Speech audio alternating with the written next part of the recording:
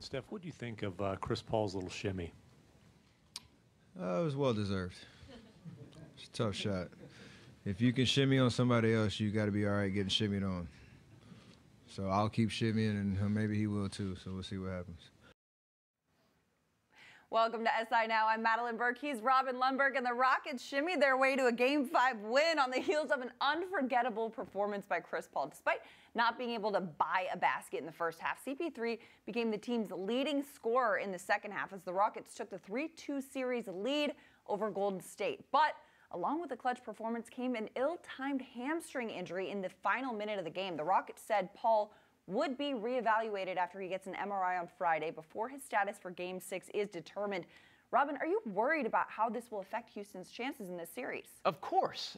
It's a real bummer that Chris Paul went down with this hamstring injury. But we got to recognize what he did before then. He has led the Rockets to these two massive wins over the Golden State Warriors. James Harden really owes him one. And another thing Chris Paul has done is shut his critics up, because he has been big time in his first conference finals. You're talking about probably one of the 5 greatest players to ever play his position. And what's so ironic about it is he was criticized for not going far and being a loser when he's as competitive as anyone I've ever seen in the game with a shimmy on top. Right. The shimmy was like the extra swag factor. And I think you're right. To his critics' point, like, he seemingly had the yips early on in his career, or up until this season when he would get to a certain point in the playoffs. He has put those to bed and has really stepped up. Now, if he can't go, though, I do think Eric Gordon's going to step up and be that guy to rise to the occasion in that role. But if he does, it's not unprecedented. In 2015, Chris Paul had a similar hamstring injury when he was with the Clippers. He continued to play. He played with that for the Game 7 win over the Spurs. It was an epic Game 7. He hit the game winner. Hit the game winner despite being hobbled with a hamstring injury. Now, that ended up affecting him in the next series. That was also after the only season he played, all 82 games. So do I suggest he pushes it in this game? No, because it's Game 6. If it was Game 7, it would be a different story. Chris Paul has been ridiculous. They do need him, but if he can take some time to rest and get right so that he's good for the finals, if they do make him there, that's what they need. But it's because of him I trust that they don't let go of the rope when the Warriors go on these runs, and really I trust him even over Harden down the stretch for the Rockets. Meanwhile, the Warriors, this isn't the team we're used to seeing. What's going wrong for them? A lot. It'd be easy to say, well, Andre Iguodala's out and they're missing him, but that's not it. They're just not playing Warriors basketball. I mean, Warriors basketball is heavy motion and movement and trusting their teammates. And, Steve Kerr was mic'd up and talking to Kevin Durant and saying, hey, you know what? Michael Jordan with the Bulls, when he kept trying to score in his playoff game, Phil Jackson said to him, hey, who's open?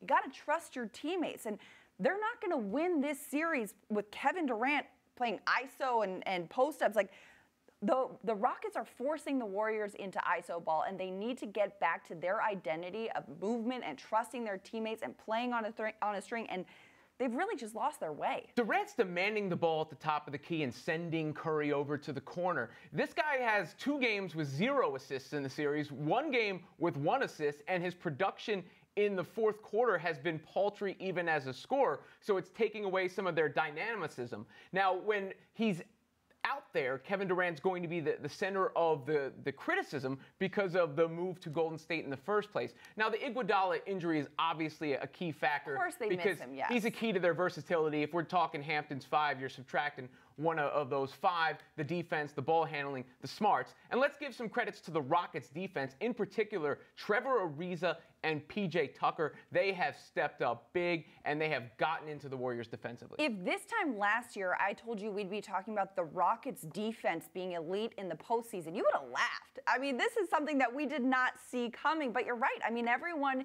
is doing, the role players are stepping up. Clint Capella's shutting it down low. Ariza shutting it down on the perimeter. This defense is really making the Warriors uncomfortable. And Kevin Durant is falling into his old habits because of it. But, with the Warriors not firing on all cylinders, the Rockets are potentially without Chris Paul. Does this off-kilter West open it up for the Cavs or the Celtics to win it in the finals? Well, I think you have to look at it as a bit of an opportunity, or at least it's all topsy-turvy now, because it seemed so inevitable would be the Warriors and the Cavs again. That doesn't seem to be the case anymore. And if you're LeBron James, you might have to sit there going, oh, wow, the Warriors look vulnerable. The Rockets might move on. His best buddy, Chris Paul, might be hobbled. That championship, which seemed like it couldn't happen, might seem like a possibility now. I also think that there's a lot of basketball to be played before then, though. I think it's a little too early to decide who's going to win out of what conference, because both of these sides, a lot could happen in these final games of these series. And yes, the Warriors looking a little off kilter. They could get it together, though, on that big stage. The Rockets looking a little bit banged up, but they could, Chris Paul's injury, we don't know how severe it is at this point. So a lot could change. The much talked about NFL anthem policy never went to a formal vote. Instead, it was put into effect after a show of hands. If Steve Kerr were in the room, however, his hand would have been down. Here was his reaction. Reaction to the anthem? I think it's just typical of the NFL. They're just playing to their fan base, and they're just, basically trying to use the anthem as fake patriotism, nationalism, scaring people. It's idiotic, but that's how the NFL has handled their business. I think my reaction to Steve Kerr's statement isn't so much about what the rule is as much as how it came about. The NBA has a very similar rule that, yes, players, if you're on the court, you have to stand, and you have to stand in a certain position for the national anthem. But the NBA also allows players to express their views in other ways. Guys were lined up for the national anthem wearing T-shirts that said, "I can't breathe," in the wake of that, in that recent event. And there are different ways that players are given a voice and able to express themselves.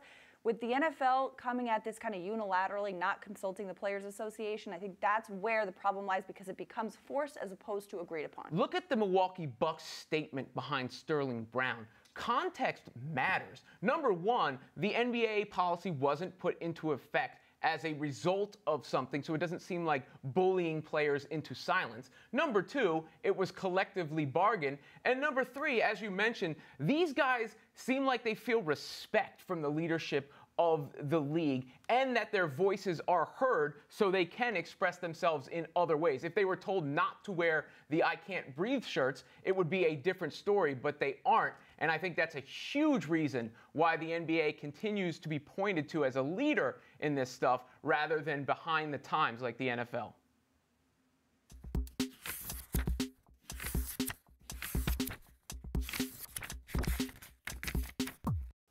The Champions League final is here. Liverpool, Real Madrid. To go over it all, our own Luis Miguel Echegaray. Now, Luis, a lot of people didn't expect Liverpool to make it this far. Mohamed Salah trying to lead them to their first European title since 2005. What would a win do for him and them? For him, it would be the end of a fantastic season, becoming the Premier League's biggest goal scorer, the Premier League's best player, the fact that he's going to the World Cup with Egypt. Finishing it with a ribbon of the Champions League title would be immense. For Liverpool, a sixth European Cup / Champions League title would make it also significant. This is incredibly big for everybody involved, especially Jurgen Klopp, a manager who actually has not been doing very well in terms of Champions League finals, losing to Borussia Dortmund, to Bayern Munich as Borussia Dortmund manager a few years ago. So this would be also very big for him. Now, Real, they're going for their third straight Champions League title, fourth in 5 years. If they pull it off, greatest dynasty of all time? This is a really good question, and it's a really difficult one to answer in an audio bite. So I'm going to try very hard to try and give you a simple thing. It would be their 13th European Cup, which is amazing. So as a whole, in terms of what the club represents, absolutely, arguably a dynasty in European soccer. However, this season specifically, and maybe the one last, I don't know if I would call this squad one of the greatest ever. It was definitely a difficult journey trying to beat, PSG and Bayern Munich to get to the final. And as you said, making it a third consecutive Champions League title would be incredible. But are they as good as the Galacticos back when Beckham and Luis Figo, Zidane, Roberto Carlos, Raúl? That was a squad where everybody... I couldn't do it that fast. Exactly. So to me, I think it would be an incredible achievement and a dynasty as a club. This season and last, am I calling them an amazing squad? I'm not so sure. So who's your pick? Well, I'm going to give you a little bit of trivia here, Robin. In 1981, the last time the year I was born too, Liverpool and Real Madrid met in the European Cup final. Liverpool 1-0. It was also the year Princess Diana married Prince Charles, a royal wedding. Fast forward to 2019, Meghan Markle, the Duchess of Sussex, marries Prince Harry, and once again we have a final. I'm going with Liverpool. That's a roundabout way to make a pick. Luis Miguel Echegaray going with Liverpool in the Champions League final.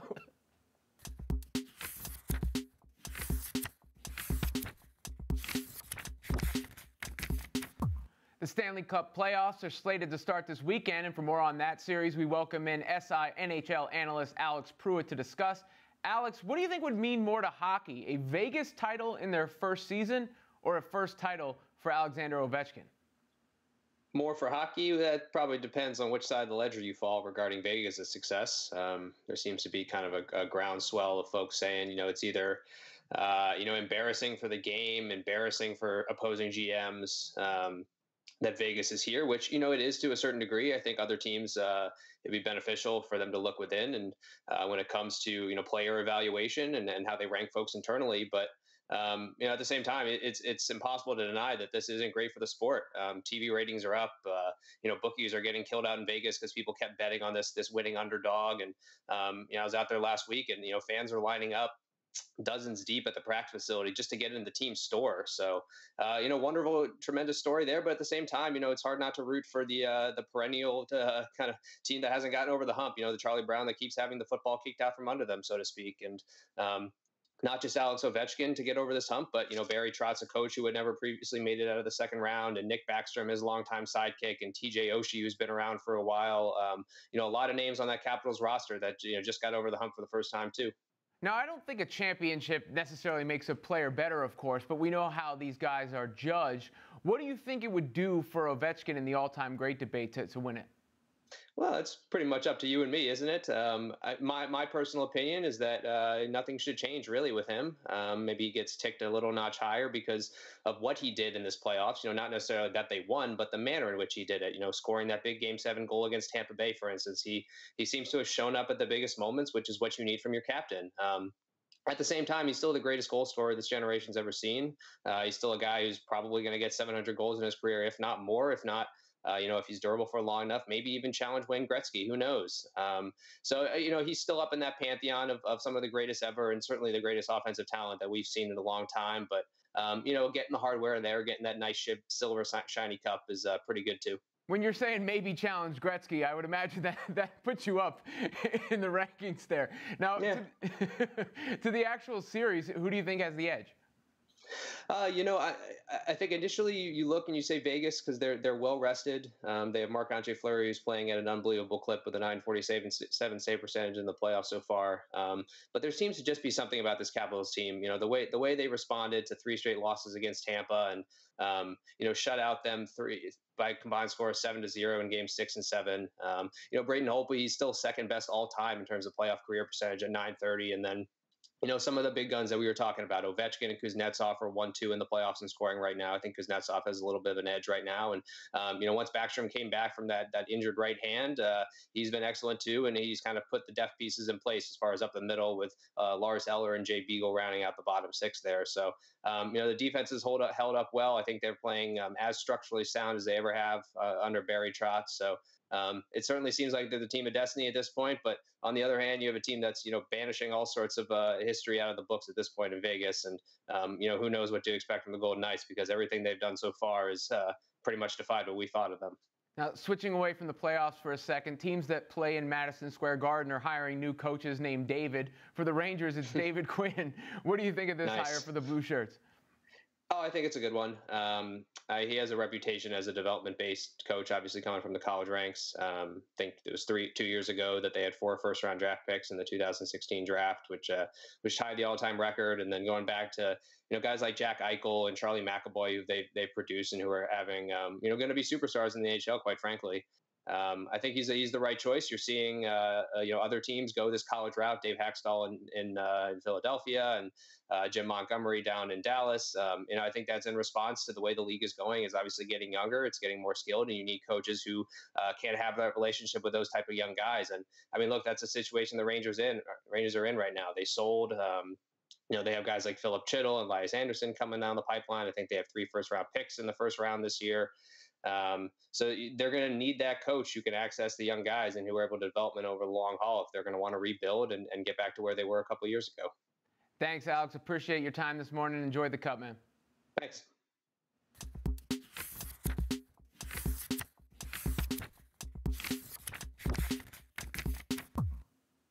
Serena Williams' return to her first major since giving birth just got a little tougher. The French Open announced the 3-time winner will be unseeded at Roland Garros.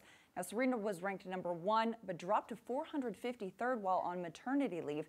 The move is being panned by critics who say Williams is being punished for having a baby. Now, joining me now to talk about this is Rennae Stubbs, former Wimbledon and U.S. Open champion and current tennis analyst for ESPN. Rennae, first of all, what does it mean for Williams to start this tournament unseeded? Well, Liz, I don't think she cares, to be honest. I mean, Serena's that type of player and person and champion that no matter who's in front of her, she's going to want to win, obviously. Having said that, obviously, an early seed is not preferential for anybody to have to play against, especially for them, to be honest. But I think the biggest thing that I'm concerned about is that Serena wants to play a lot of matches. She wants to get a few more matches under her belt and get match fit. For her to win the French Open, she has to play 7 matches to win that. It's going to be difficult for her physically, just because it's been a long time since she's played a lot of matches in a row. She hasn't played since late March in Miami. So there's still a lot of unknowns how physically she is. I have no doubt she's ready to go, but it will be very difficult for her now because she doesn't have that seeded spot. But listen, I don't think it matters to her. Now, and like you mentioned physically and what she went through very publicly in childbirth and how she said she almost died through this process. But coming back from something like this, the WTA does have a special rule allowing players who were on maternity leave or have had lengthy injuries to use their previous rankings to enter tournaments, which is why Williams is even in Paris. But should the French Open have at least seeded her, if not at #1, at least seeded? No, I've talked about this a couple of times now. I don't think so, because then you're setting a precedent, really. So do you give Victoria Azarenka preferential treatment? She's a multiple Grand Slam champion herself. She's come back from maternity leave herself. People are saying, well, Serena's getting punished. Well, she's not really. She went away. She had a baby. She knew what she was doing. There is a lot of people that have injuries that don't expect to have an injury, and they're out for a year or two. They don't get any preferential treatment. The thing is, this is just a story because arguably Serena's the greatest player of all time. So why isn't she seeded? I probably would have seeded her. We'll see what Wimbledon does if they seed her, because they've also always sort of meddled with the seeds a little bit, where the French Open has never done that, so they don't want to set a precedent of doing it now. And so I'm not surprised they didn't do it. I would have put her in the back seeds, but having said that, look, it doesn't matter to her. So, but there have been multiple players who have given birth and kind of dealt with this upon their return, and obviously none, like you mentioned, with the celebrity of Serena Williams. But a lot of #1s, Kim Clijsters, Lindsay Davenport, Victoria Azarenka, now Serena. So that's true. Where do you stop? Right. But is this a time to say, like, there's something we should do about maternity leave to make it, because injuries, like you mentioned, you can't really expect it, but maternity leave, women might want to plan for this and how to approach it with their professional careers. Yeah, it's definitely going to be a subject now. There's no question. We would love to have players in their mid-20s, like a Kim Clijsters, have children, be able to come back and have the success that she had more success after having a child. But so it's going to be very difficult. I think it's an interesting subject. I think it will be talked about just because it's Serena more now. But then you start getting into murky ambiguity of, well, what about me? I got an unfortunate injury. I was in a car accident. Like, when do you draw the line? I just think we have a protected ranking for them to come back for a period of time. Serena will get a wild card for the rest of her life. She doesn't have to worry about rankings. So I think you're treading on murky waters when you start messing with it like that. Yeah, I get that. It is something that's, it's hard to please everyone with this. And, Serena's really kept quiet herself about this. You won't hear from her. Other than she kind of seemingly had a little dig on social media, tweeting out that she continued to be tested for doping despite her ranking of 454th in the world. I mean, what do you make of that? Well, that's just the unfortunate thing of drug testing. Most of the time, the top players get drug tested a lot, and the players that are ranked that low don't usually care. But Serena's, look, she's in the Grand Slam. It's sort of supposed to be random. Sometimes you just get really unlucky, and you just keep getting drug tested. But yeah, it was a bit of a dig, but it wasn't a dig on not being seeded. It was just, wow, look. Clearly, they still see her as a top player, despite the number next to her. Listen, of course. I mean, but look, Serena's It's going to be awesome to see her out there. I can't wait to see the reception she gets when she walks out on the center court. And she's clearly ready to go and ready to compete. And like you mentioned, too, some of the people facing her, I mean, how does this change that for them? Yeah, difficult, right? Nightmare. The bottom line for Serena is that, like I said, I think her goal is Wimbledon. I think it would be very difficult for her to win the French. 7 matches on clay. It's never been her favorite surface, even though she's won the French Open 3 times. But I think she was not ready in Miami and Indian Wells. She was not physically ready. She knew that. She took the time now to really get herself physically back in better shape. As you said, the pregnancy was very difficult, and physically she really suffered coming back. So I think now physically she's more ready, but I still think it's tough. I think Wimbledon is where we're going to see where she's really at if she can win another Grand Slam. Rennae Stubbs, thank you so much for welcome. the insight and for taking the time today. You're welcome.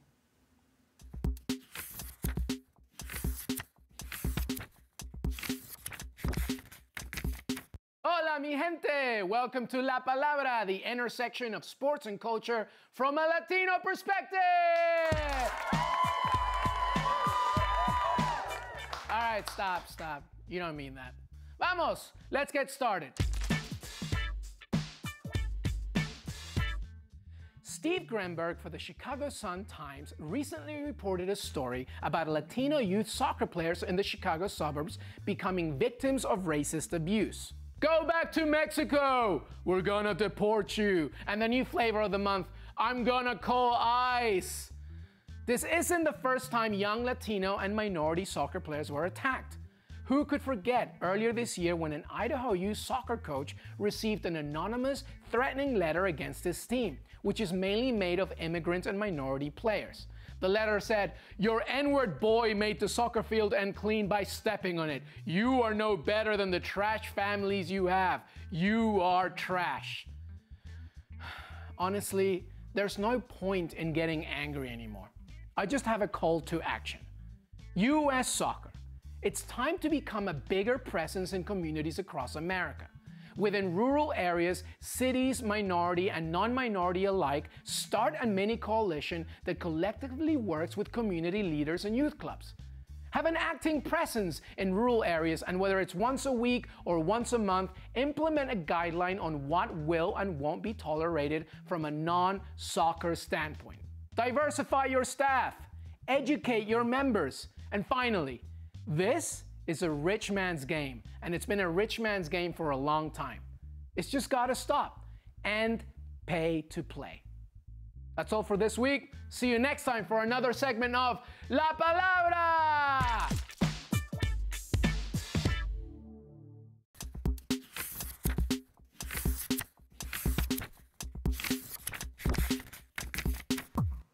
The oldest player in Major League Baseball, Bartolo Colon, turned 45 yesterday, complete with cake face smashing from his Rangers teammates, his 11th team. What do you make of the cult figure Big Sexy has become? It's almost incomprehensible. I mean, there's not even a home run that's more memorable than the one he hit. That Big Sexy home run was ridiculous, but this is also a man who had a whole nother secret family. Well, and that we were just like, oh, okay, we're gonna just let that slide. And baseball's like has all these Puritans, right? And this guy had a PED test. It's very interesting to see how it's happened. We'll talk more tomorrow. Oh, next week. Yeah, It's after Memorial Day. Have a great same weekend. Same time, same place, Tuesday. Have a great weekend.